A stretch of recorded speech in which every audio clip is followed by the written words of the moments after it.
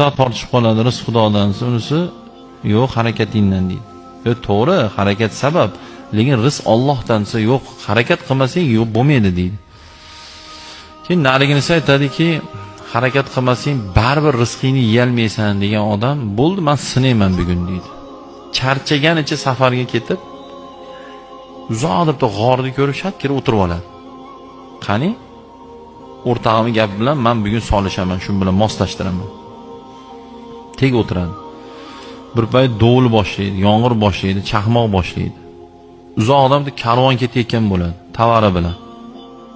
Qarasa qochmasa bo'lmaydi. Bu yoqqa qaraydi, bu yoqqa qaraydi, teshik ko'rinadi. Ketdik g'orga kirib turamiz desa, borishadi. So'qatishadi, gulxon yoqsa, qarasa bir odam o'tiribdi. Darrov gulxon yoqinglar, salom bersa ali olmaydi, gapirsa javob qaytarmaydi. Bu so'qatib, qatib qoldi bechora, o't yoq oldiga deydi. Oldiga o'qat qo'y deydi, o'qat qo'yadi. Hali odam ko'zini ham ochmaydi, chunki prinsip qilyapti u. Mana shunday o'tiraveradi. Gapirmaydigan ko'zini ham yumib oladi. Keyin hali karvonda shepa aytadiki, bitning og'zini och deydi. Bitning tiq o'qatdi deydi. Bu hatto o'qat yeyishga madori qolmabdi deydi. Og'zini ochadi, o'qatni tiqadi. Shunda voy dod deydi. Alloh meni kechir deydi. Agar bu yog'iga olsa shunaqa o'z aslida.